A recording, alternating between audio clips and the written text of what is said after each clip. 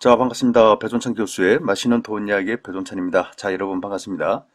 지금 아파트를 매수한다는 거 어떻게 보면 굉장히 위험한 시기인 것 같아요. 그 이후에 아시다시피 이미 서울을 비롯한 수도권, 지방광역시급 아파트까지 거의 다 많이 올랐지 않습니까? 따라서 요즘 서울을 제외한 오르는 지역 어디가 있을까요? 서울을 제외하고 좀 오르는 지역, 그런 지역을 살펴보면 머니투데이 기사에 의하면요, 대출 금지가 없어요. 속초, 제주 몰려간 외지인들 17억 찍었다. 즉 비규제 지역이니까 속초, 제주도 집값이 급등했다. 외지인들의 거래가 급증했다는 얘기고요. 서울 경제 기사를 놓고 보더라도 비규제 지역 강원 17억, 제주도 15억 터치를 했다. 풍선 효과, 집값 거품을 키운다라는 이런 기사들이 있는데요. 어떻게 보면요, 서울 수도권과 지방 광역시, 지방의 중소도시, 그 다음에 이제 정 갈 데가 없으니까 그래요. 갈 데가 없으니까 이제 강원도까지 찾아가는 거죠. 또한 배 타고 비행기 타고 제주도까지 찾아가는 거 아니겠습니까?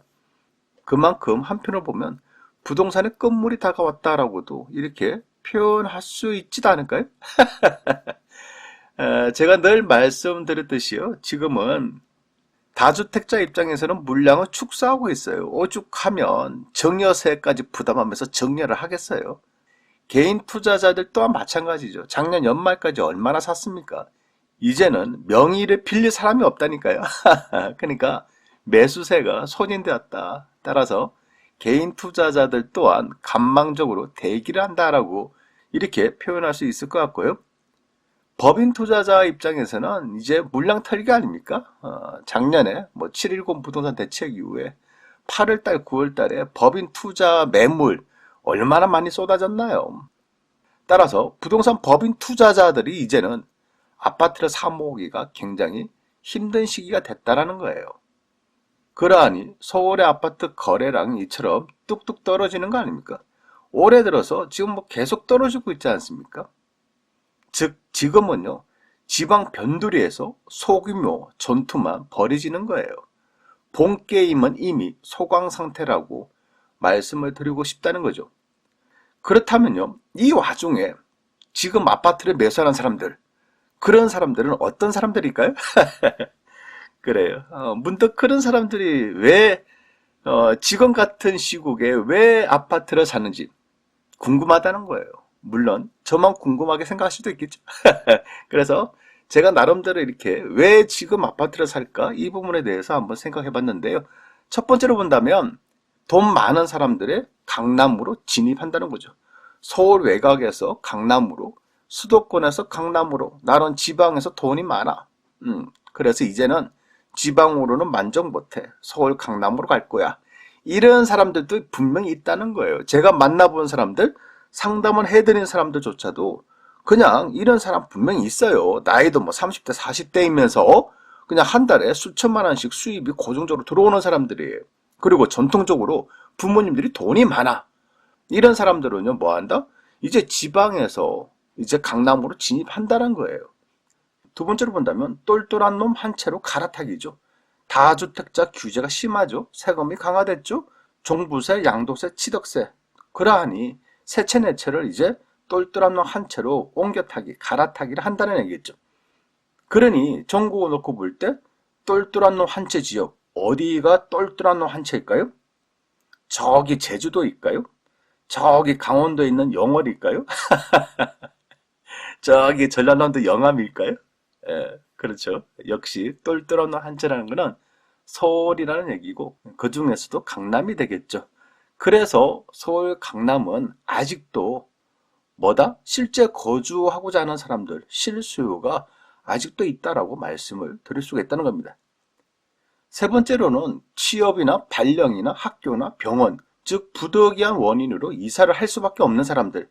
그런데 전세는 귀하고 전세가 비싸죠. 또한 월세도 비싸요. 그리고 월세에 대한 부담이 있겠죠.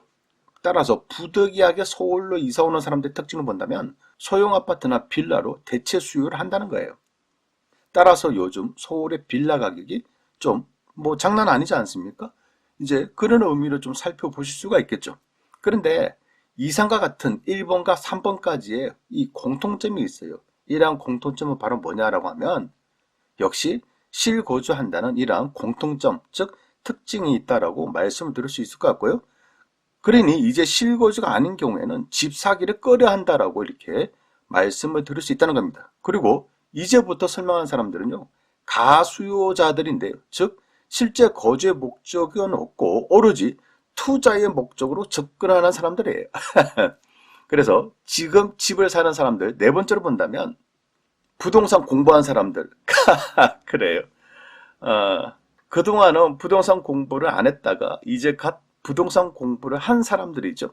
2017년부터 2020년까지 부동산 공부를 할까 말까 갈등을 하다가 안 했어. 안 했는데 아파트 가격이 올라갔네. 그러니 한편으로 보면 배가 아픈 거예요. 그리고 아차, 부동산 공부를 왜 안 했을까라는 후회를 하는 거죠. 그 이후에 부동산 공부를 했겠죠. 근데 부동산 공부를 하다 보니까 이제 뭐다? 손이 근질근질하다는 거죠. 그리고 심심하다는 거지. 내가 기껏 부동산 공부를 했는데 이제 이걸 언제 써먹나? 이 부분이 이제 좀 답답한 거예요. 그래서 에라 모르겠다. 일단 저지르고 보자.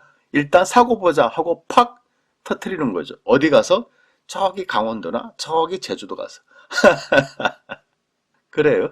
그런 마음 충분히 이해가 됩니다. 하지만 부동산 공부를 했다면, 더 깊이 있는 공부를 했다면 이제 조심하는 것도 좀 배우셔야 되지 않을까요? 자, 그리고 다섯 번째로 보면 집을 팔아서 이득 본 사람들. 그래요. 이 사람들 아파트를 팔았어. 이득을 봤네. 역시 손이 근질근질해요. 왜냐? 통장에 매덕이란 돈이 찍혀져 있으면 어때요, 여러분? 기분 좋죠. 일단은 통장에 매덕이란 돈이 찍혀져 있어. 기분은 좋아. 그런데 근질근질한 거야. 왜? 돈을 쓰고 싶어서. 또 무엇인가 아파트를 사고 싶어서. 아니 나는 그동안 5년 전에 아파트 투자해가지고 내가 매덕을 벌었는데 지금도 들어가면 안 될까라는 이런 생각을 한다는 거예요. 그러니까 손이 근질근질 할 수밖에 없다는 얘기죠. 마지막 여섯 번째로 본다면 폭락을 경험해 보지 못한 사람들이라는 거죠. 이런 사람들 입장에서는 본인이 뭐 황금의 손이라고 생각하지 않을까요? 내가 사면 무조건 올라. 중요한 거는 여러분이 사서 무조건 오른 게 아니라 여러분이 사는 그 시점이 오를 수밖에 없는 시점이었지 않습니까? 돈을 가지고 여러분들이 아파트를 산 순간 그거는 오를 시기라서 부동산 가격이 올랐지 여러분들이 기술이 좋아서 오른 건 아니다는 얘기겠죠. 그리고 부동산이 매번 오르기만 한다는 사실, 이건 아니죠. 부동산은 오를 수도 있고 떨어질 수도 있다는 거예요.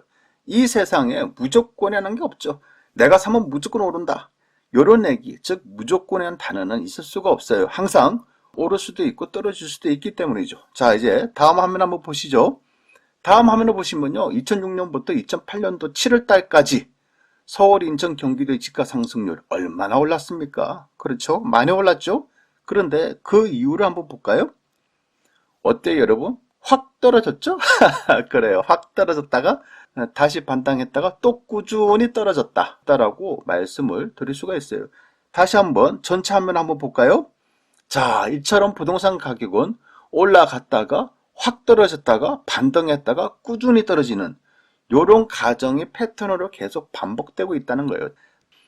아무튼 여기 그래프를 보시면 여러분들 또 한 가지 눈여겨보실 부분이 있어요. 그것은 또 뭐냐라고 한다면 빨간색 곡선은요 서울입니다. 서울이 이렇게 빨간색으로 이렇게 곡선이 있고요. 파란색 곡선은 인천입니다. 그리고 회색은 경기도인데요.